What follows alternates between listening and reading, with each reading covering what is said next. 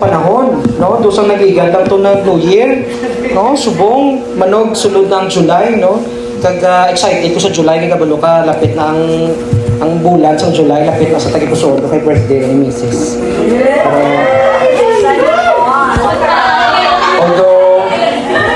Although wala ka man sang may gift sa iya, kaya ang ino, sweldo, kakadtong sa iya, siya nga bakal sang gift sa iya kagalingon eh. Ha? Importante handa. Sabot lang. Balata lang na. Pagkali ako ng ginawa, no? Pagkali ako ng ginawa. So, totoo, seriously, katasik sa panahon, kibot ka lang. Kibot ka lang, no? Tugay-tugay, kibot ka lang, December na. Diba? Tugay-tugay mo, nagsulot, ha? Si Jose Marichan. Oo. Tapos may harap pag ginapaabot nga, no? Si Jose Marichan, mamuha mo na sa, no? Sa screen. Pag ginapaabot, pag kita nga bago nga membro, no? Managbata mo ng asawa ni si Sister AC, asawa ni Brother Erickson. Dala, ginaginawa. So siningaga, no, if you have your Bibles with you, gina-invite ko kamo sa pag-open siningin to the book of Galatians chapter 6, kag ang basahan natin ng mga verses, ang final or ang remaining verses ng chapter 6. So starting from verse 11 nasa sa verse 18, no muna natin basahan sa siningaga. Kag kuwara na kamo dagi na pangapay ko kamo sa pagtindog, sa pagkatagtawad, sa pagbasa sa pulo sa Ginoo.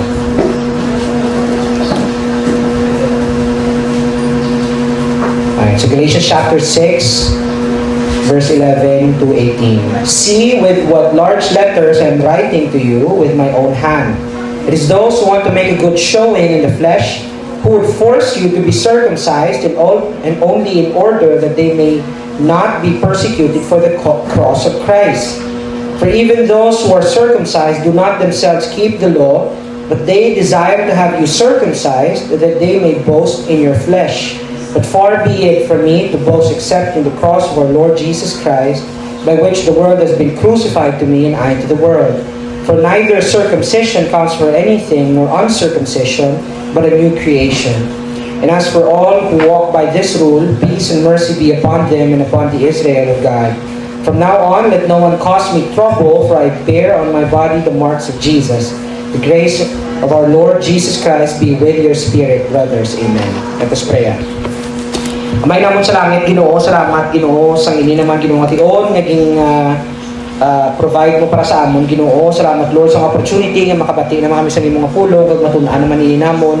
And as we approach your word Ginoo, siningaga, I pray that you would stoop down sa among level Ginoo. I pray that you would give us wisdom and knowledge Ginoo. Give us the right tools Ginoo to discern and to understand Ginoo in yung richness sa imong pulong Ginoo. Wala kami Lord sang may kasarang Ginoo apart from you, gani hindi kami pababayai.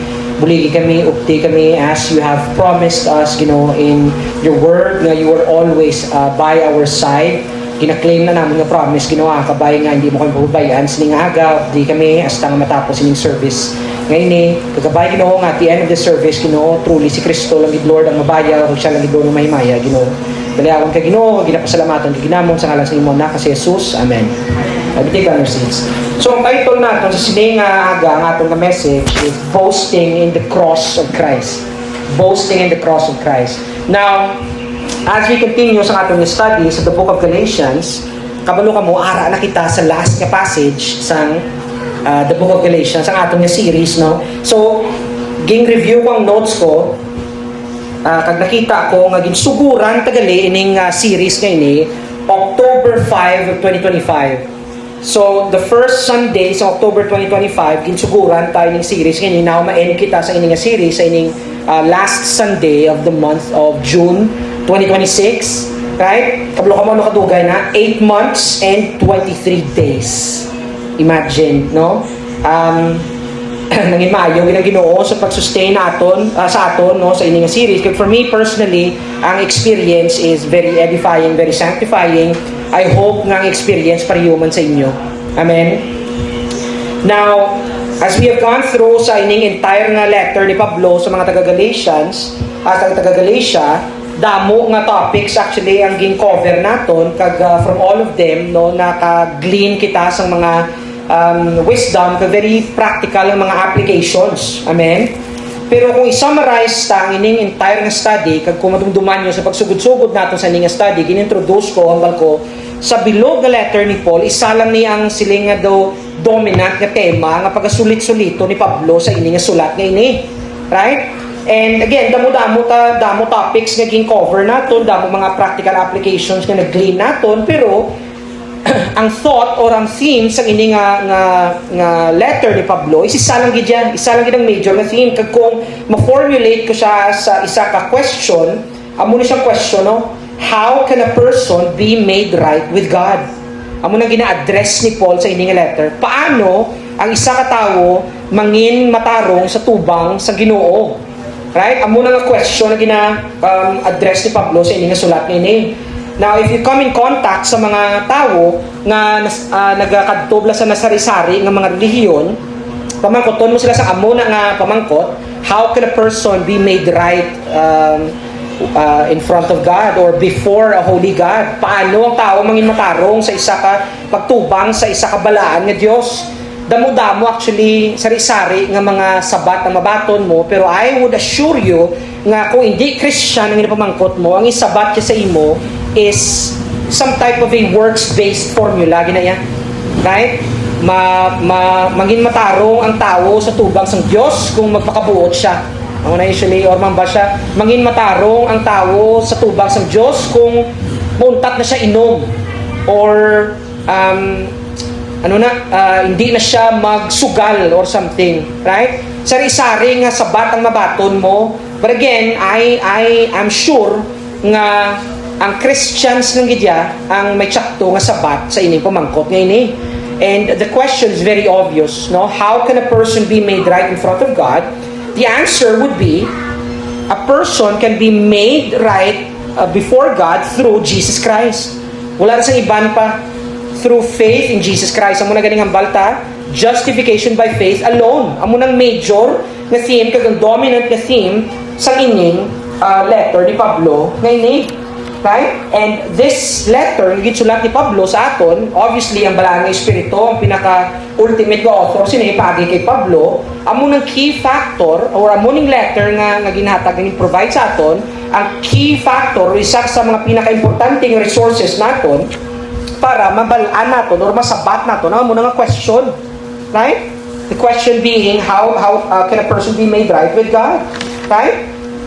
If you believe in Christ, if you put your trust in Christ, then you will be justified. Right? Amo na kasimple. Amo na kasimple sa formula na amo na siya kasimple, pero sa totoo, ang realidad is hindi na siya amo na kasimple. Right? Kaya again, kung amo na nakasimple, kung magambal ka nga, amo na nagali, matuol ako kay Christ, and then masecure ko na akong kalawasan. Kung amo na siya kasimple ang pagtuo kay Christ, then tani, most of the people, diri sa Pilipinas, born again, or most of people sa ining nga country, tani tumulo. But it is very evident, no, basing sa, if you observe, bisan sa imo society na lang, bisan sa imo na lang local nga community, it's very evident nga ang tao yan, nag-rebel sila yan sa Diyos, why sila gato kay Kristo. Amen? Now, no amount of work, mga utod, can earn you the right to stand before God. Di ba? Kapilatan na naging sulit. Bisan ano pa ang ipadayaw mo, ano pa ang mga righteous deeds ang ginambal mo, ginaobra mo, no amount of work can earn you the spot dito sa heaven. Right? Filthy rags. Muna ginambal sa scripture sa aton. Okay, mambal ka, magtubangay ka mo sa Ginoo. Lord, aring ging obra ko tanan ho, para lang sa imo ginarian. Mambal Ginoo, hindi nakapasar sa akon niya holy demand. May demand ko ya. May demand ko nga righteousness nga ginapangayo sa imo, kagang ina nga demand perfect na saya nga righteousness. Now hindi kagidya kamit sina kikabalo ka nga ikaw mismo imperfect ang imo nga righteousness nga pwede i-offer sa Ginoo. Amen ba? But it is only by trusting in the perfect sacrifice ni Kristo dito sa cross, kag trusting the perfect work of Jesus Christ, ang iyang kabuhi bla, ang iyang righteousness, ang iyang good work ang ginobra, and surrendering to that truth, surrendering to the fact na si Jesus lang ang imong Lord and Savior, that you can be washed from your sins in His blood, and you will be clothed by His righteousness. Amen? Namula ng way. Kakinanglan, para ma-avail mo inang imputed nga righteousness ni Christ, and therefore mag-appear ka sa Dios, you would be perfectly justified, you would be perfectly holy, pure, blameless. Imagine, no? Nambal ko na nasang nagligad, pero suliton ko lang. Hindi ko truly maintindihan na yan. Magambal ang Ginoo, mag-promise sa pagi sa iyang mga propeta, ambal kay sa sinulatan ni Jeremiah, gamba siya, I will give them a new heart and I will remember their sins no more. Hindi ko na truly maintindihan. Magambal ka, I will remember their sins no more. Hindi ko na pagdumdumo ng ilang sala. Hindi ko na ma-fathom sa akon nga utok. Kagi ka na, example, may mag-sorry sa imo, nga friend mo or family member mo, basta sorry, di sa kinubra ko, okay na to kalimtan ta na to, hindi ta na to pagdumdumon. Right? Bisan ano pa nakasinsiro ang tao, magamba siya, kalimtan ta na to hindi yan na makalimtan niya. Bisan, pustahan ta, hindi yan na makalimtan niya. Although man, basta forgive you man ka, and then wala siya ill feeling against sa imo, right? Goods ginaya. Pero ang kamaturan is hindi ay ginamalipatan niya, always siya ginamadumduman niya. Pero ang Ginoo, mga utod, wala siya gabutig. So magambal ang Ginoo nga, I will remember their sins no more. Busilingon, limtan ta na ng sala mo. Tutudin limtan niya ginaya. Now, again, sa akon nga gamay nga utok, ang pibrain, hindi ko na iya ma-intindihan paano na. Pero posible na iya sa Ginoo. Amen? Right? And again, ma-avail mo lang na by putting your trust in Christ. Hindi mo na iya ubrahan, mga utod. You can never outweigh ang imong sin by doing good works.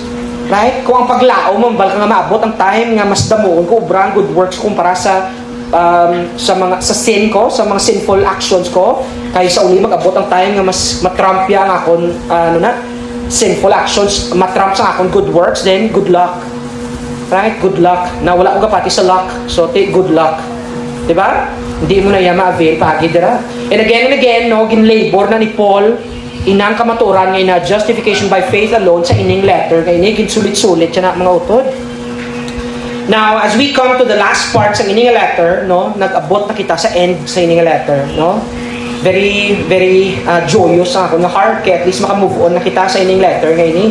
Nag-abot na kita sa ginatawag nga kung sa sulat po na valediction. Sa valediction ni Paul. Right? And as we go back sa ating main text today, no, tanawon ta, let us see again how would Paul summarize ang ining main idea nga again from the beginning ginahambal na sa aton, ginasulit-sulit ya in the middle, and so finally sa end sa iyang letter i-summarize ni Pablo again ang main idea sa ining sulat ngayon ni. Now let's go back to our text. Look at verse 11. Balambas ang verse 11. Ang bali daw, see with what large letters I'm writing to you with my own hand. Right? Now, si Pablo, whenever magsulat kaya si Pablo, di ba may 13 ka epistle si Pablo sa aton, sa church? Whenever magsulat si Pablo, it is a custom na naya, customary na naya, or customary na naya, nga may nagasulat naya para sa iya. May sekretarya na si Pablo, may skriba na si Pablo nga nagasulat sa iya mga sinulatan, so ginadictate siya lang na. Right? Pero yun sa Galatians. Pagsulat niya, ginahambal niya, ginasulat niya sa mga scribes. Right? Now, often makita mo pero minsan ginasulat sa iya nga mga scribes or mga sang sekretarya, customary man nga si Pablo, gasulat gina siya gamay nga portion para mapamatud-an niya or ma-validate niya ang iya authorship. Right? Usually masulat na sa lapit sa end na sang sinulatan niya, mahambal sa sekretary, okay, ako naman masulat siya bisan gamay nga portion para siya lang nga Paul, ako nagsulat sa nga letter ngayon para ma-validate siya nga authorship. Makita mo ning pattern na sulit-sulit sa mga letters. Like for example, sa Romans, basahin mo lang Romans, pag-abot sa last chapter sa Romans chapter 16, ang iyang skriba, mabalaan mo si Tertius ang pangalan. Kasi sa Romans chapter 16, sa nagapang bilin-bilin na si Paul, gambal siya nga, regards ko da kay Priscilla, kay Aquila, regards ko da kay Amone, si sister ta, si Phoebe, may padala ko sa inyo, amo na siya, amo na. And then, ang last part ngayon, nagambal siya si Timothy, kasi ang mga upod ko dito sa ministry, nagahambal sila hi sa inyo. And then may portion din nagambal sa kulpi nga, Tertius also nagahatag, nga nagasulat sa inyong letter ngayon, nagahatag ng pagtamyaw sa inyo. And then kung wala ka background, abi ko si Paul na sulat ni, talaga mo siya, Tertius, si Tertius ang pangalan niya, nga nagkasulat sa ining sulat na ini, nagatamyaw mo ko sa inyo, dira. Kaya again, kung i-study mo context sina, may skriba si Pablo. So meaning, si Tertius ang iyang secretary sa pagsulat niya sa Romans. Right? Kagamba si Tertius, ako man Tinatamyaw taman ka mo. Right?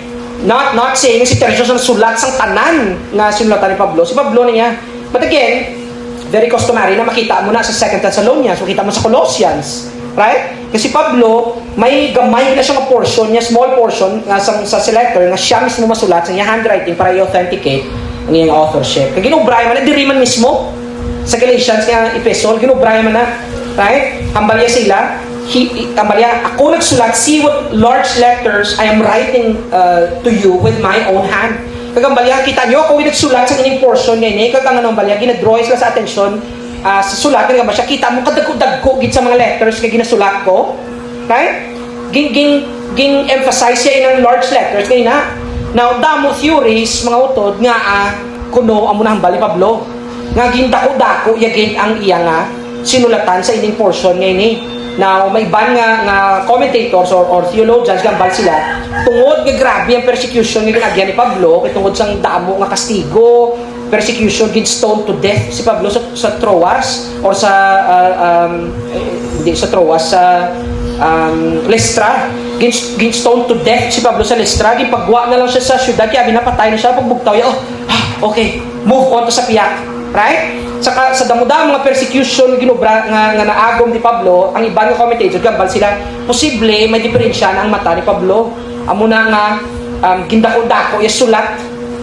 Right? Ang mga letra kay tungod nga medyo harapon na sa. Right? Amo na sa kateorya. Ang isa mga kateorya tungod sa persecution ginagyan ni Pablo basi iya mga fingers injured na kayo. Amo na nga napiktuhan niya pagsulat, amo na nga imbes nga normal tani nga writing tungod broad ang iya pagsulat kay tungod nga ang iya nga tudlo. Right? Injured na. Isa na sa mga teorya. Now, those are possible reasons, right? Kaya wala man ginambal sa atin explicitly anong tabo, right? So, meaning, possible na sila mga scenarios, pero I don't think nga mo ng case dire. I personally don't think nga mo ng case dire.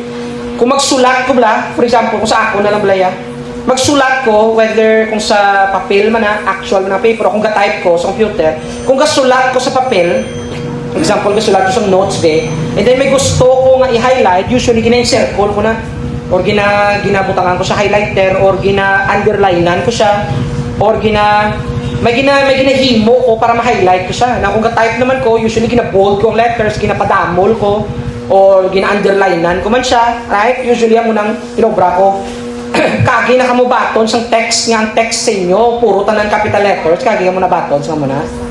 Right? Caps na all caps, naka-caps lock. Anong nabatsagan mo? Anong pagbasa mo na ano ni man, right? Dumduman ko ang isang amon nga director sa obrahan, may Zoom kami nag-chat mo. So naka-chat sa aksidente kay guro siya katulog.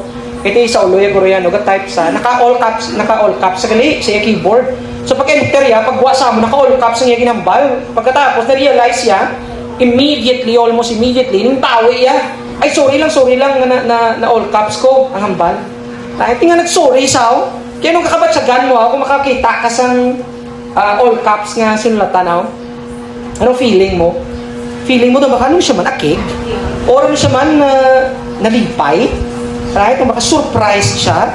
Kay usually, no, and I think amo ni natabo dire, I think kasi Pablo ging dako yang letter sa ini nga part kay tungod nagaano siya, naga-emphasize. He's emphasizing. Right? Ginapatako ya para mag-stand out ang ining letter na ini, ang ining passage na ining isulat ya. Right? Kay emphasize ya. Follow ka mo?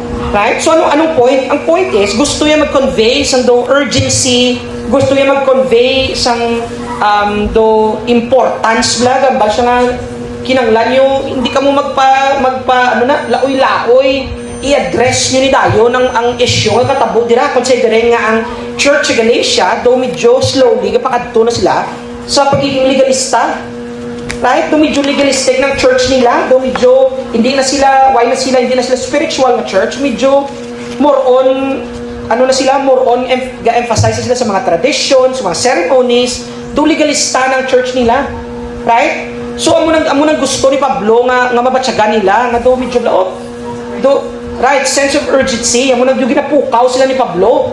Amen. Right? Gusto ni Pablo maintindihan nila kaseryoso sa ining sulat kay ginobra ni Pablo. Right? Gusto sila bugtaw ni Pablo. Amen. So amo na I think gin large letters yan ining portion ngayon eh. Now look at verse 12. Paday si Pablo. Mali Pablo. It is those who want to make a good showing in the flesh who would force you to be circumcised. Right? It is those kung ano itong mga gusto mag-show, to make a good showing in the flesh, those who want to boast in their flesh. Right? Amo na siyang ginahambal nga pagiging legalista. Right? Legalists. Amo na ginaminta. Gusto nila mag-appear nga do mas holy sila kumpara sa iban. Right? Holier than thou. Amo na. And that is, amo na ginaobra sa mga Judaizers sa amo nga time. Sa amo nga church. Ang mga false teachers na nag-infiltrate sa ining church. Kaya nagapalagtas ang mga false teachings sa mga Judaizers. Amo na ginaobra nila. Right? They're legalists. Wala actually problema kundi si Pablo ang nagtukod sa churches dito sa Galacia.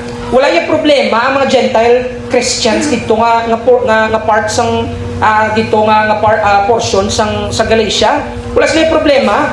Pero pag abot sa ini mga Judaizers nini, mga Hudiyo nga halin dito sa Jerusalem, gin-convince nila ang mga Gentile Christians kaya ba nila may something wrong sa inyo. Wala pa kamuya truly na baton gidya sang Ginoo.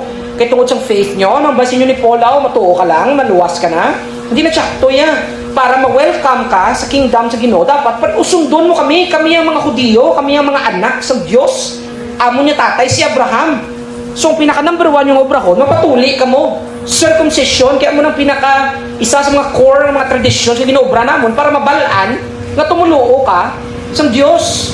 Right? There's really nothing wrong sa mga Gentile Christians sa mga time. Galing, again, persuade sila sa ining mga Judaizers, convince sila nga or condemn sila nga basta hindi kami tutuod pa ya para mabato nyo gitong full nga blessing or sang salvation. Sunod ka mo sa amon. Sunod ka mo sa mga Mosaic traditions. Amen. Ang mga ganyan tsaktong ang word ni Pablo yung gamit rin. It is those who want to make a good showing in the flesh who would force you to be circumcised. Right? Ang Greek word yung gamit yan, pero yung sa word na compel. Ang force niya, may gipuya, silent ka mo yan. Right? Ging force niya ka mo, ging compel niya ka mo. Now imagine, nga muna nga types ng spiritual oppression. Imagine. Especially kung baguhan ka ng Christian. And then may matindog na spiritual leader sa tubang mo ka magambal siya nga kuya ang mas nakabalod eh. So, amo ning ubrahon mo. Imagine ang oppression nga himuon siya sa tao. Imagine kung anong ubrahon sa psyche sa amuna nga baby Christian or ang newly converted nga tao. Right? The primary motivation to si Pablo pa is to boast in the flesh. Why is iban pa nga motivation? Or may iban pa obviously nga motivation. Pero primary motivation sa ining mga false teachers is to boast in their flesh para magpadayaw-dayaw, magpakita-kita sa ilang outward na appearance. Right? Isn't this true? Why ka mo kakita false teacher out? Diba do amugid man na? Right? Diba tutuod din man? False teachers, they have the tendency of wanting to be praised. Gusto nila i-acknowledge sila. Pero me, right? All the time, kita nyo siya binihin. Right? Hindi ko niya kahit hindi nga isa ka Christian and then you would affirm benihin. No, unless kung ginapabungul-bungulan mo ang ginahambal ya. Kaya maghambal si benihin niya, obviously diya kayo, yung false teacher si benihin niya. Even though gahambal siya ng Christian sa, obviously si benihin, ginabaligya niya gidya ang gospel. Right? Prosperity gospel. Expert niya si benihin niya. So I don't understand yung mga utod sa Ginoo. Na they would claim nga Christian. I don't say, why ko gambal, hindi sila Christian. Diba? Ang mga utod ka nga gambal sila. Pero namin ko ako serious, may serious ka nga, ng discernment problem, bro. May serious nga discernment problem. Hindi mo ma-discern the way maghambal si benihin. So $1,000 subong gid kay amo na ginambal sa Holy Spirit sa akong subong ay hulat tabla tanawa lang ko ano pag prosper sang Ginoo sa imo diyon. False teachers niya gambal niya mga utod. Prosperity gospel preachers. Now, the primary motivation again is to boast in their flesh. Kita mo si benihin, usually yung example na iya ko galingon. Tanawan niyo bala ko. Kita mo kay gaso kuya Mario, kita mo gaso ko kag by sowing mean kwarta na. Gaso kuya Mayo ya kita mo tanawa pala ang balik sa akon. Tanawa ako to boast in their flesh. Amo ginaya. Right? Isn't it true? Right? So amo na primary motivation. Now another reason, may isa pa ka reason, naging point out ni Pablo dire nga mga Judaizers ga push sila for circumcision sa mga Gentile Christians, isa pagid ka motivation. Padayon niya hambal sa verse 12. Oh. And only in order that they may not be persecuted for the cross of Christ. Ang pagid na isa pagid ka motivation. While abot sa boasting in the flesh, may isa pagid para hindi sila i-persecute for the cross of Christ. During the first century, mga utod, ang time ni Christ, ang time ni Paul, ang time ni Peter, ang first 100 years, the first century, kabalo ka mo nga hindi Romano ang nag-persecute sa mga Christians. Kabalo ka mo na. Kaya usually, abit ang Rome na yan ang nag-persecute sa Christians. Kaya tito to, persecute din man sang Roman Empire ang Christians mo. Pero kabalo ka mo nga pag sinuguran, hindi Rome ang nag-persecute sa Christians. Sino nag-persecute sila? Mga Hudiyo. Jewish leaders, Sanhedrin, the Pharisees. Sila ang nagsugod-sugod, persecute sa mga Christians. And in fact, si Pablo, membro nila, una sa mga Jewish leaders. Amin ba? Ang Romans, kabalo ka mo nga wala nagsugod yung persecute ang Romans sa Christians, kaya abi nila, ang Jesus movement, kabati sila siyempre nga may isa ka figure na si Jesus, ngayon may mga followers naman siya, tapos gintawag na nila nga Jesus movement. Abi nila yan, Jesus movement, abi nila sekta lang sa Judaism, sa relihiyon sa mga Hudiyo. Pero yung sa Pariseo, Sadduceo, Essenes, right? Zealots, may mga muna nga mga factions or sects ng Judaism, sa religion sa mga Hudiyo. Abi nila, in Jesus movement, another branch na naman sa Judaism, another sect. Now, wala nila gin persecute, kikabalo ka mo, if you read history, ang Roman Empire, pagsakop nila sa part na kung sa diin ng mga Hudiyo ara dito sa Palestine, gin-tolerate nila, may sanctions, may Roman sanctions ang Jewish religion, ang Judaism.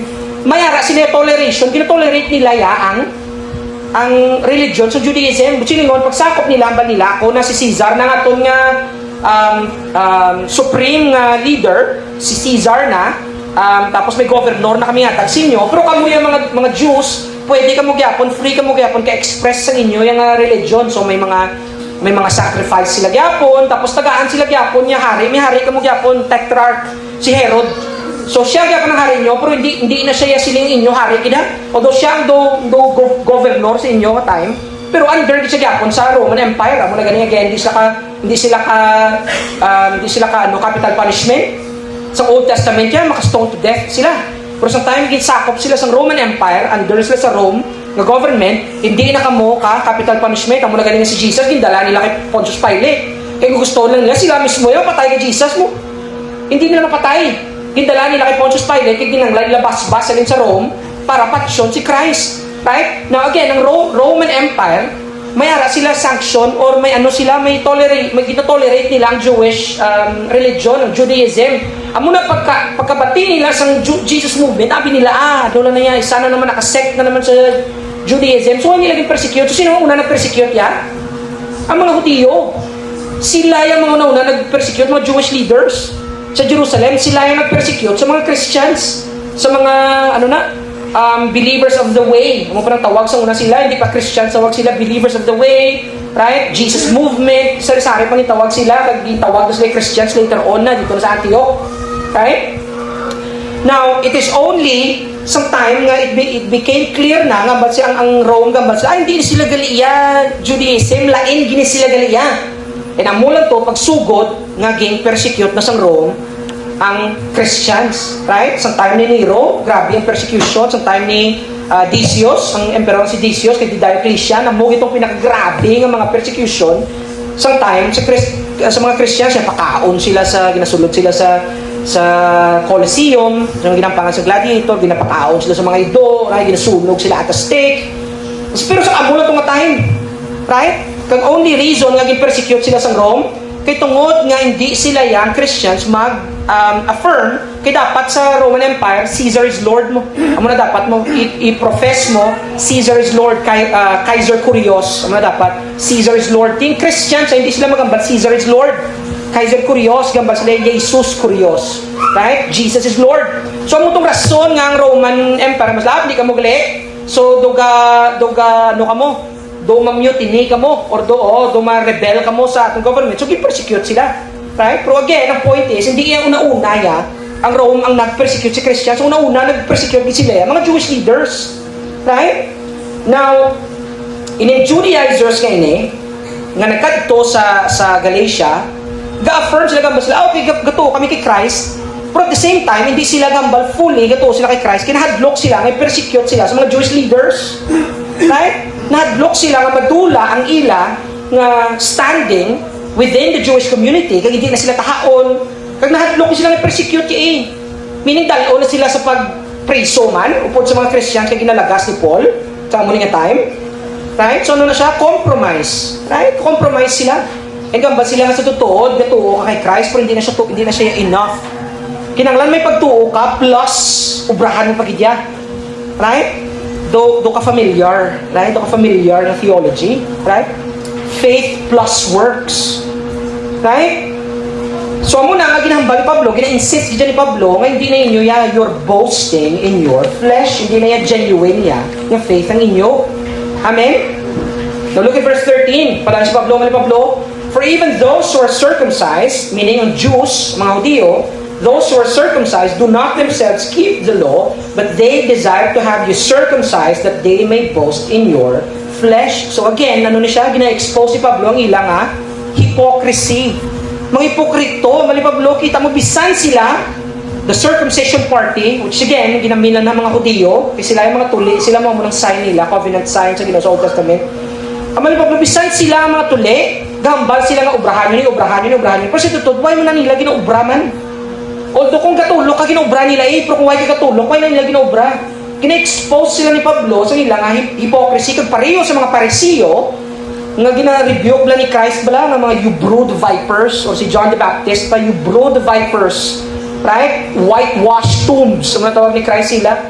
Katino-tinlo sa inyo sa gwado, lapida ka mo, katino-tinlo, whitewashed ka mo, pero ang sulod nyo, garok. Marabali pa ni Christ sa mga Pharisees. Now, ini mga Pharisees, mga hypocrites, ang mga Judaizers, parihuman ni sila. Ini mga false teachers nga nagkadto sa Galatia. Right? And usually, mga uto, dariyo, tandaan nyo, usually, kung maka-encounter ka legalistic na Christian, subong.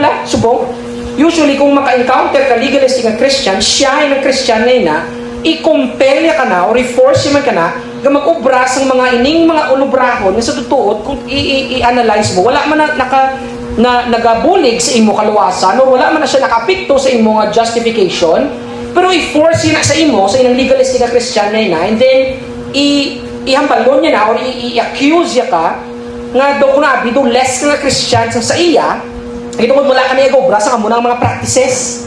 Now, I know Christians, may kilala ko yan, personally, mga kilala ko na sila yung mga Christians, kaya mo na magawi. Right? It's very sad. Right?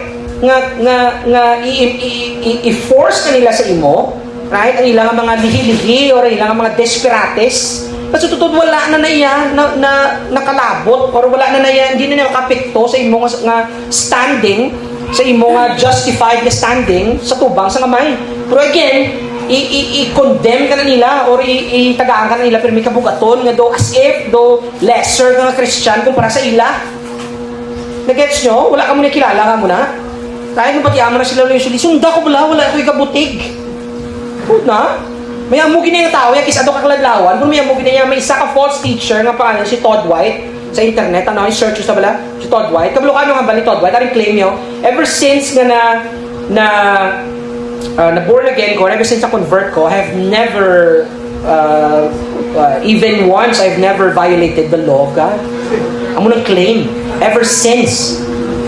Pero makibot ka mo, may mga gullible, hindi ako matawag, kapati na yan. Pero si Apostle John, ano ba ni Apostle John? If you say that you don't have sin, ano gani? Ginaintok mo lang, imo ka galingon. It's very clear. Kung inang gapati tani sa mga munang claim si Todd White, kung tani naghimo ka lang nag-ubra ka lang sa imo due diligence, nag-abri ka sang Bible mo, kag nagbasa ka sang tutuod gid nga pulo nga ginahambal sang Ginoo sa aton, then tani na expose mo no false teacher na si Todd White. Right? Now, I'm not saying ang mga legalistic Christians, I'm not saying ang tanan sila false teachers, pero most of them are. Right? Again, why ko gambal nga tanan nga generalize ko may ban gid nga Christians sila ya, pero dito sila makabaya bla sa ilang mga lihi-lihi kag mga desperates nila bla. Kag usually mas kasi wala nang madula si mo. Yung madula ka dyan. Kung naintuan ka, nadulaan ka dyan. Doon na isahan ka dyan. Nadulaan ka peace, nadulaan ka joy, nadulaan ka sang freedom mo kay Christ, liberty mo kay Christ. May isa sa mga advokasya ni Christ, nagkari siya para hilwayon niya ka. Whom the Son sets free is free indeed. Amen? Dali lang yun, may nung tubig. Pertikay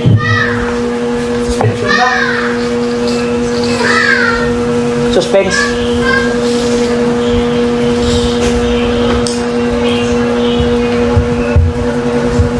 Ginawarningan kita ni Christ actually, Matthew chapter 7, ga-warn siya sa aton.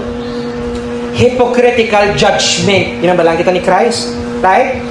Before ka maghambal, magpunas ang muta sa mata sang imo nga utod, tanawaan na yung imo nga muta.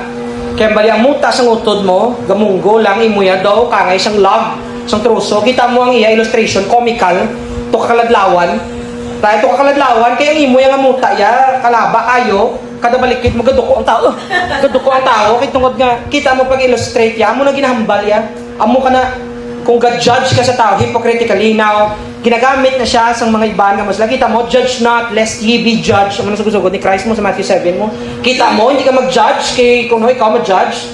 Hindi niya mo ginambal ni Christ kung tanawon mo lang taning context. Gambal si Christ, judge not, meaning hindi ka mag-judge hypocritically kung ikaw mismo gaubra ka man. So meaning, pwede ka judge righteously kung ginamake sure mo nga wala ka na gaubra. Ma-judge ka sa tao nga hindi ka magpahubog, brada, pero ikaw kapahubog ka, sikrito lang. Amo na ginahambal ya, right? Kada amo mo na, Okay, kita mo na? Though log, ang arasi mo ay, ang puling mo, pero siya ka ba kayo? May muta ka, right? Ginawarningan kita ni Christ partida. But yet again, no, may mga iban ng mga Christians who would profess to be Christians, pero may mga amo pa na sila gyapon niya. Right? Though ka legalistic bla or pietistic ng mga types of Christians. Now look at verse 14. Pa tayo si Pablo. But far be it from me to boast except in the cross of our Lord Jesus Christ, by which the world has been crucified to me and I to the world. Last week, ang istoryata na gani, sowing, the principle, the absolute principle of sowing and reaping. Right? If you sow sa imong flesh, then you will reap corruption in the flesh. If you sow in the Spirit, then you will receive eternal life. Tunduman nyo na? So, subong niya, ang ginakontra si Pablo is boasting in the flesh versus boasting in the cross of Christ. Nag-gets nyo na? Now, paghambal ni Paul, hanggang basta na, far be it from me to boast except in the cross of our Lord Jesus Christ. Pagbasa mo na, bisan ako man, do wala man problema sa ginambal ya, do hindi man odd ang magambal siya mo na, di ba?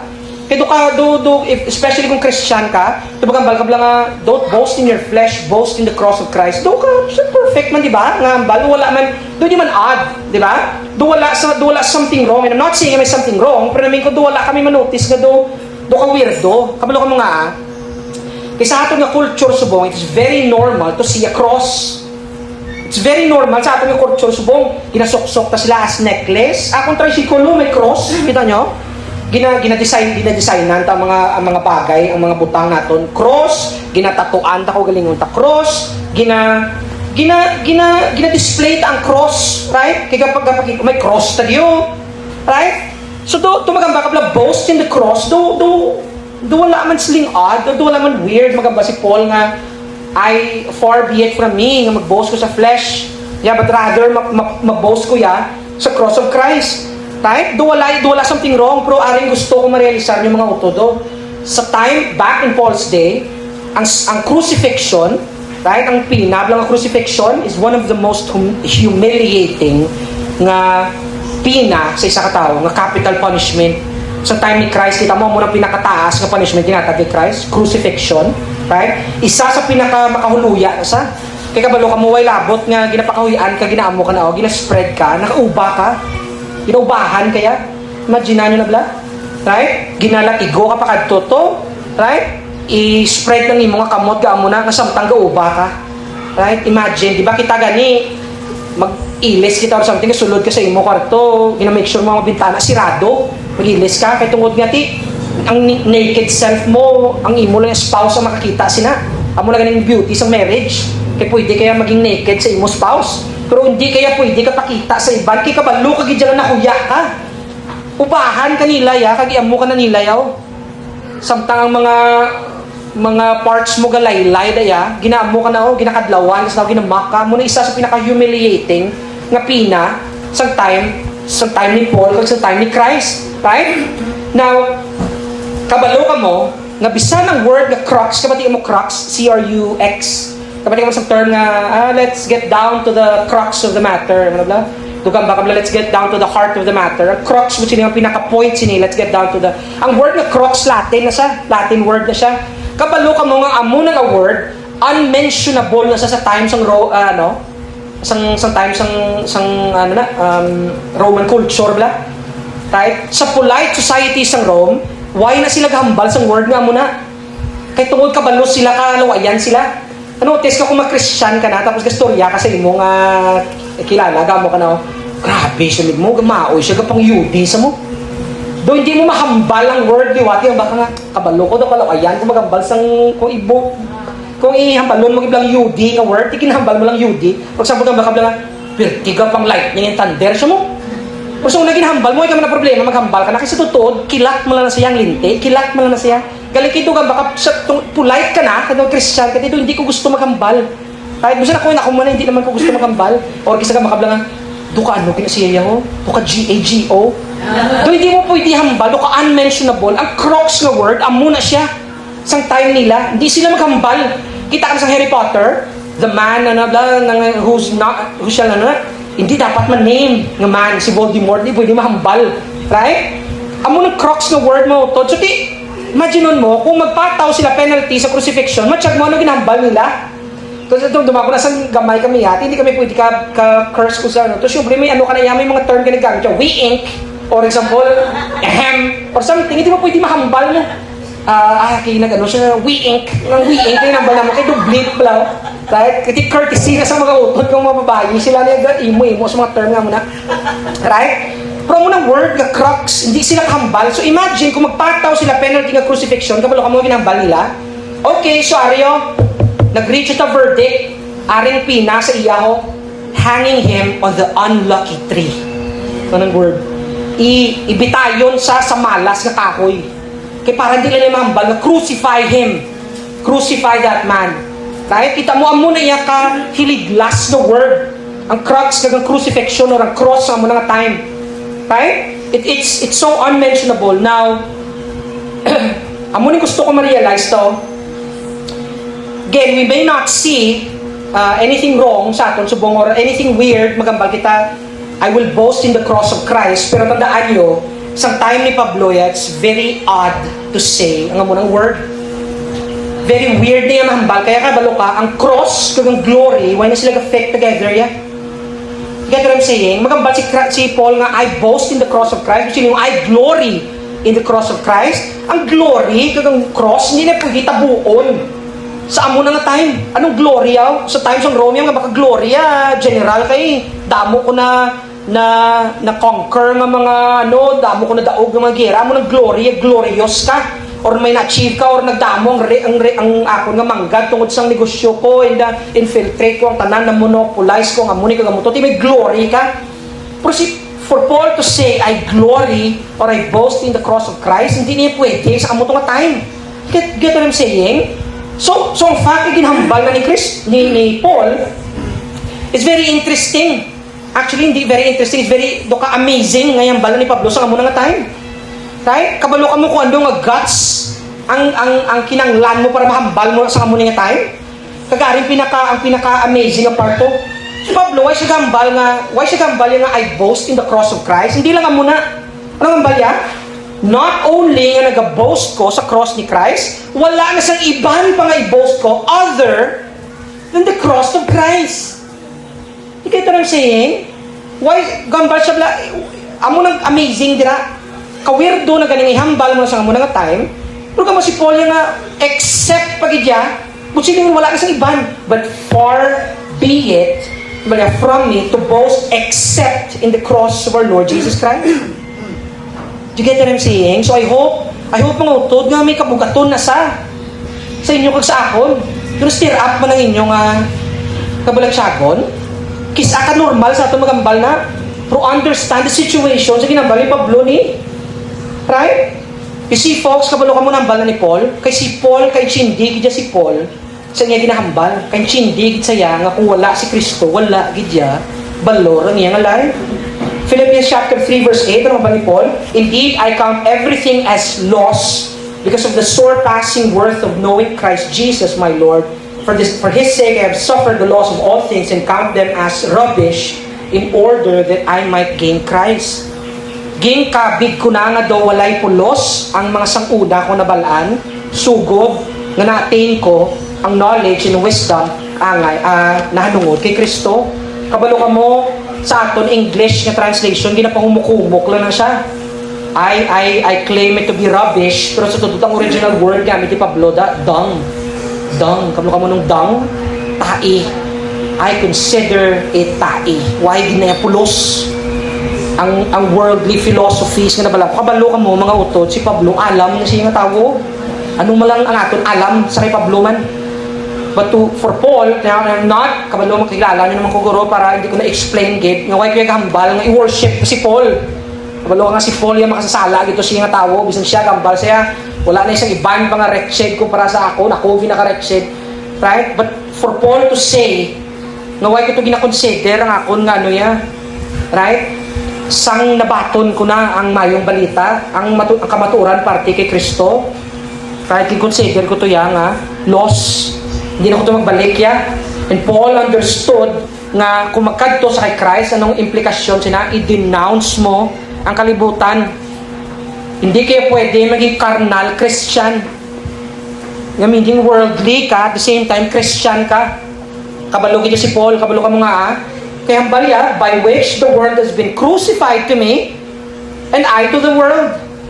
Right? So meaning, si Pablo, ang kalibutan, they're both in disagreement. Why namihan si Pablo sa kalibutan? Ang kalibutan, why man namihan kay Pablo?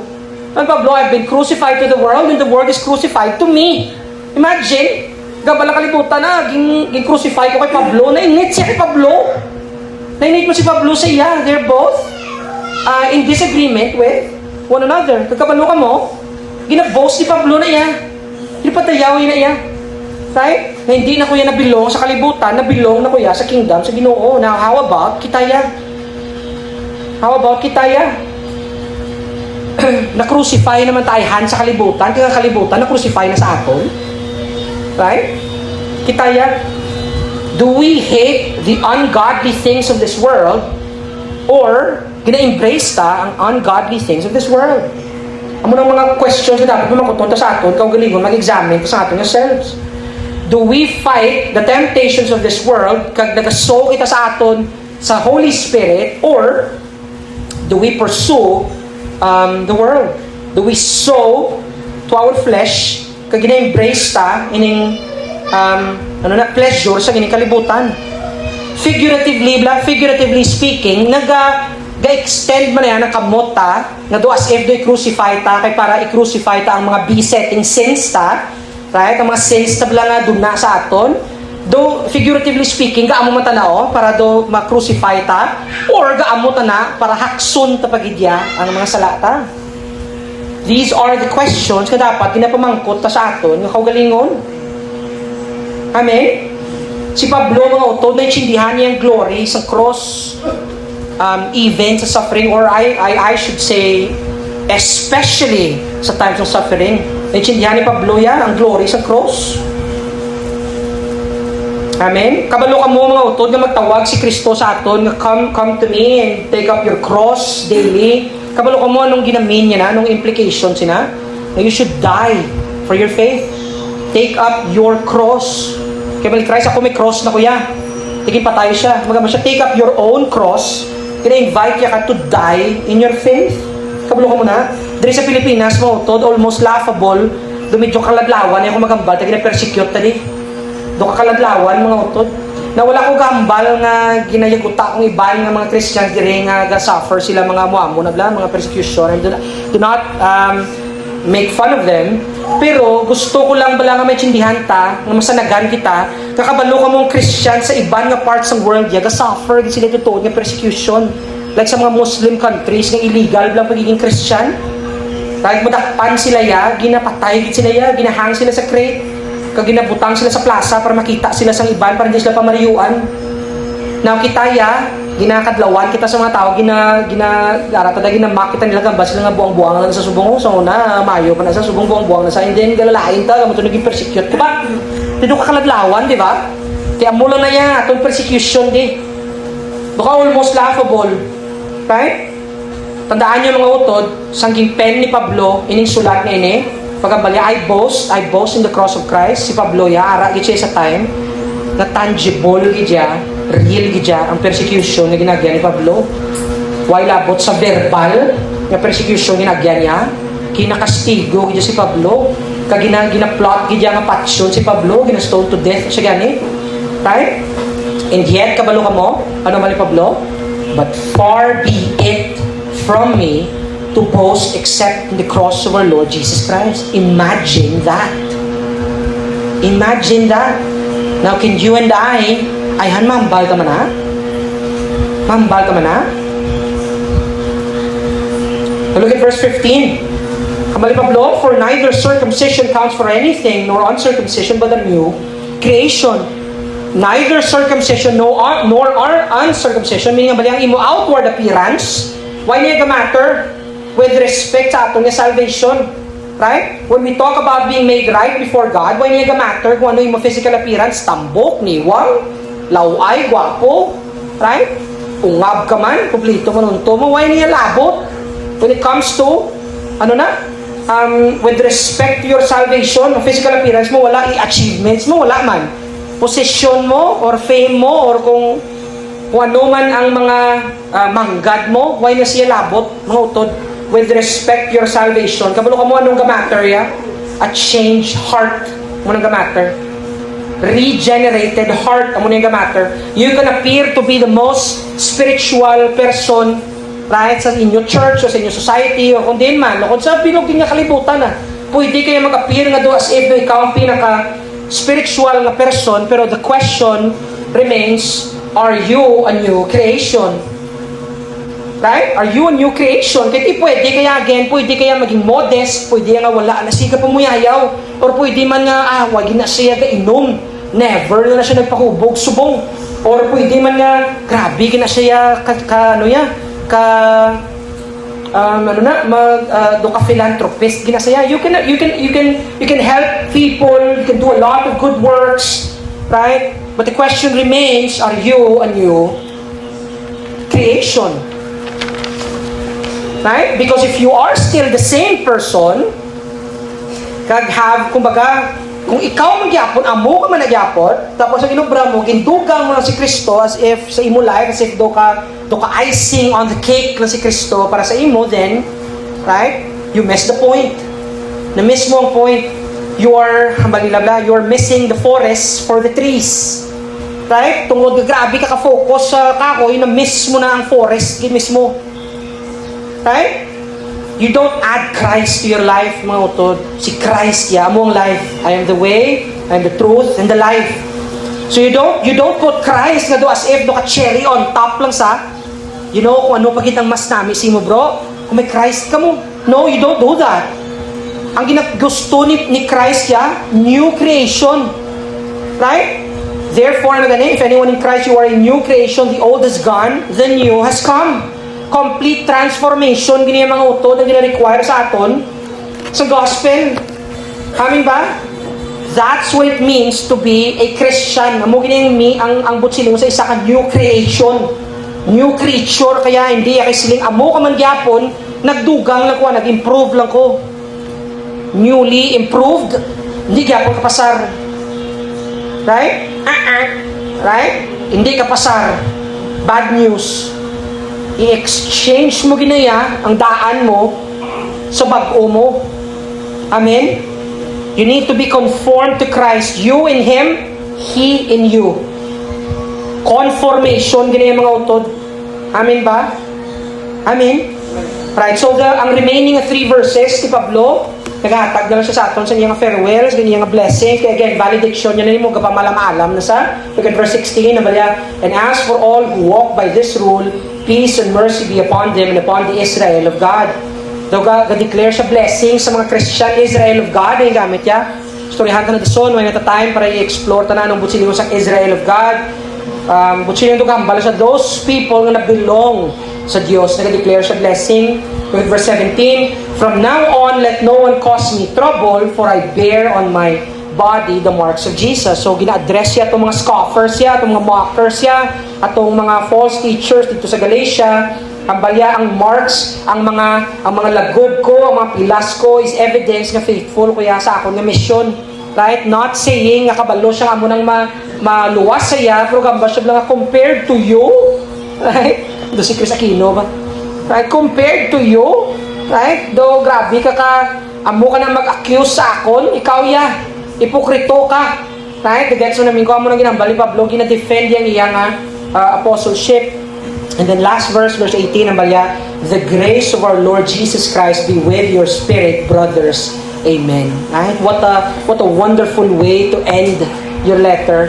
Right? The grace of our Lord Jesus Christ be with your spirit. Amen. Right? Now, mga utod, again, no, since nag-end na kita, move on na kita, why kita kabalo, kung di naman kita dalon sa Ginoo, Lord willing, right, makastart naman kita bago nga series, pero gusto ko lang i-emphasize sa inyo, reiterate sa inyo ang message ng the book of Galatians. Justification is by faith alone. By faith alone. Kaluwasan is paagi lagi sa pagtuo kay Kristo. And may I dare say that justification is essential to Christianity.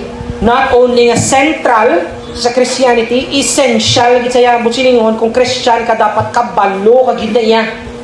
Kabalo ka gid ya kung makuton ka sa imo friend or kung sino man da nga ba sa simo. Di ba Christian ka bro or sis? Yes brad, yes sis. Okay, so ti paano maluwas ang tao man? Dapat as a Christian kabalo ka gid maghambal sa iya paagi sa pagtuo mo kay Kristo. Right? I hope hindi ko kabati nga isa sa inyo mahambal. Paano ka maluwas? Dapat magpakabuot ka. Dapat magsimba ka every Sunday. Amo nang makaluwas sa imo, no. Works-based, hindi na mag-work. Utod, makabos, hindi na permi, hindi na perfect ya. Right? Justification is not only central to Christianity, it is essential. To claim otherwise is to commit a serious offense, right, sa finished na work ni Jesus Christ. Kung maghambal ka nga kinanglan pa obrahan ng kaluwasan, therefore ginatagaan mo shade ang ginobra ni Kristo dito sa Kalbaryo, sa cross sa Kalbaryo. Amen.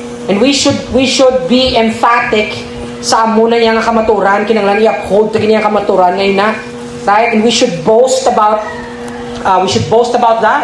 We should only boast in the cross of Jesus Christ sa iyang finished work, sa iyang imputed righteousness, right?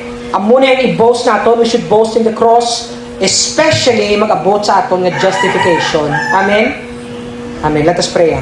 Father in heaven, Lord, again, nagpasalamat kami sa inyo nga kaayo, Ginoo, ngaging grant mo, Lord, nga makatipon kami sa inyong church to once again fellowship with one another, to sing praises sa imo, especially sa pagpamati, Ginoo, sa imo nga pulong. I pray, Lord, nga itong mga pulong mo nga nasabwag sa sini nga aga, mag-serve sila sa ilang purpose, Ginoo. Wala kami, Lord, knowledge, Ginoo, wala kami full nga wisdom or knowledge or ihibalo kung paano ka mag-work, but we believe, Ginoo, and we have faith that you are working through your Spirit, Ginoo, and it would remain a mystery to us.